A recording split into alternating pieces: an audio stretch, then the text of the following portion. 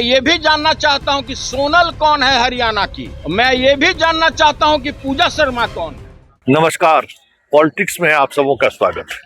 और आज हम पॉलिटिक्स में बात कर रहे हैं कि बख्श दीजिए नीतीश बाबू को, अब बहुत हो गया।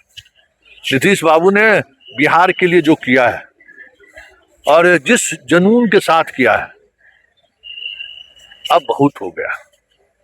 क्योंकि सदन के सत्र के दौरान जिस नीतीश कुमार को इस प्रदेश की जनता ने देखा, महसूस किया, सच कहिए तो अब अंदर से दुख हो रहा है कि अब इस व्यक्ति को अब आराम की जरूरत है। भीष्म पितामह की तरह अब ये मृत्यु शैया पर अब लेटे हुए हैं। प्लीज,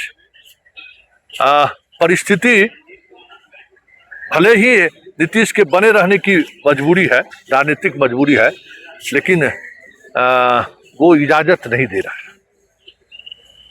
जनगण मन राष्ट्रगान के दौरान उनका बर्ताव, सदन के दौरान मेज थपथपाने पर उनका बर्ताव, सदन के दौरान कंप्यूटर को लेकर असहज होना, फोटोग्राफी के दौरान प्रणाम करना, प्रणाम करते रहना, ये सारी चीजें जता रही हैं कि नीतीश कुमार अब पहले वाली स्थिति में नहीं है। न उस मना स्थिति में है और ना ही इस बात की इल्म अब उनमें है कि हमें किस वक्त क्या करना है।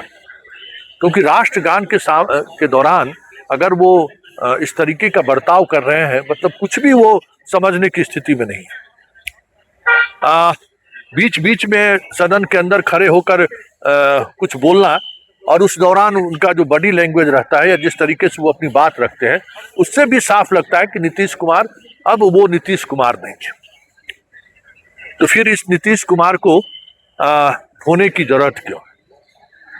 बीजेपी के सामने ये राजनीतिक मजबूरी है, लेकिन एक नैतिक जिम्मेवारी भी है कि उन्हें अब सीधे तौर पर सत्ता को अपने हाथों में ले लेना चाहिए। क्योंकि जो कुछ भी हो रहा है, जिस तरीके से हो रहा है, आपस में विभागों के आपस में समन्वय नहीं दिख रहा है। हर कहीं एक दूसरे को टांग खींचते हुए दिख रहे हैं। बात सिर्फ इतना ही नहीं है, आप चौकीदार से लेके, दफादार से लेके आप चीफ सेक्रेटरी और डीजीपी तक के दफ्तर का हाल देख लीजिए। सारी जगहों पर एक अलग तरीके की अराजकता आपको दिखाई देगी। हर कोई एक दूसरे के नियंत्रण से बाहर है, ये साफ दिख रहा है। इसलिए बहुत जितनी जल्दी ये सरकार अलोकप्रिय हो रही है, जनता बात बात पर सड़कों पर आ रही है, यह संकेत सही नहीं है। और बीजेपी अगर ये समझती है कि हम इस तरीके के चीजों के सहारे उस इनकम्बेंसी से बच जाएंगे, तो शायद वो ये जो राजनीतिक कैलकुलेशन है ना, वो मिस कर रहे हैं। इस बार जो भी इनकम्बेंसी है वो बीजेपी की इनकम्बेंसी है, सम्राट चौधरी की इनकम्बेंसी है, विजय सिन्हा की इनकम्बेंसी है। और ये भी तय है कि आज की तारीख में जब तक नीतीश हैं, राजद का वो पॉलिटिक्स बिहार में कामयाब नहीं होगा। लेकिन इस वजह से नीतीश कुमार को आप इस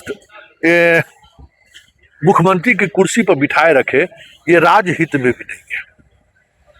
आपके राजनीतिक हित में भले हो, लेकिन राजहित में नहीं है। या तो आप सीधे तौर पर हस्तक्षेप कीजिए, सीधे तौर पर सत्ता को अपने हाथों में लीजिए।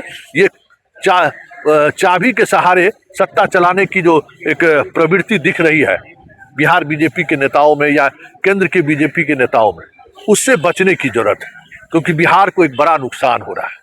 भ्रष्टाचार का मसला हो चाहे डेवलपमेंट का मसला हो, हर जगह कहीं न कहीं बिहार अपने उस दौर में लौटता हुआ दिख रहा है जिस दौर को कभी हाईकोर्ट ने जंगल राज कहा था। कोई फर्क नहीं है, थानेदार अनियंत्रित हैं, डीएसपी, एसपी, बीडीओ, सीओ, थाने डीएम, हर कोई अनियंत्रित है। क्या करना है, कैसे करना है, कोई विजन नहीं है। आप भले नीतीश जी को आप घुमाते रहिए, ये दिखाते रहिए कि नीतीश जी अभी भी विकास को लेकर उतने ही सचेष्ट है, लेकिन ये व्यवहार दिखा रहा है कि नीतीश कुमार अपने मिजाज में है ही नहीं। ऐसे में पॉलिटिक्स यही कहता है कि आप तैयारी शुरू कर दीजिए।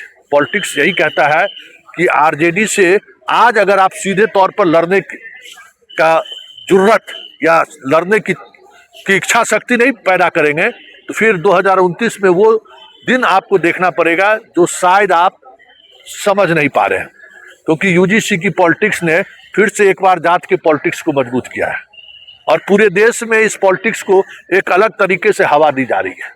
पता नहीं बीजेपी इस आग के साथ क्यों खेलना चाह रही है। भले इस आग के सहारे वो तत्कालीन जो राजनीतिक व्यवस्था है जिसमें कई तरह के शारीरिक शोषण से लेके सेक्स स्कैंडल से लेके आर्थिक जो परेशानी है, ट्रंप के साथ जो परेशानी है, उनसे वो जो भले ही बच जाए, उनको लेकर भले ही टारगेट पर नहीं है, लेकिन वो जिस जिन को उन्होंने छेड़ा है ना, वो जिन उनके देश की राजनीति में मुश्किलें खड़ी कर सकती है। और बिहार में अभी तक इस राजनीति को हवा इसलिए नहीं मिल पा रही है कि नीतीश खड़े हैं।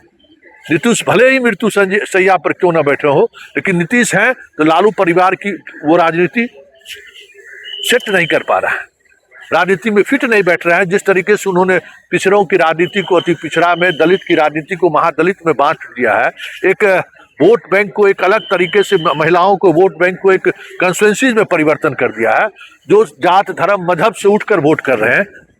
यही तो राजद की उस पॉलिटिक्स को रोकता है। लेकिन ये जो बातें अब दिख रही हैं, खास करके लॉ एंड ऑर्डर को लेकर भी और डेवलपमेंट को लेकर भी, भ्रष्टाचार चरम पर है, आप उससे इनकार कर दीजिए। शराबबंदी के आड़ में हर महीने हजारों करोड़ का गलत तरीके से पैसे गांव गांव पहुंच रहे हैं। गांव में एक इस तरीके की अराजकता वाली स्थिति आ गई है।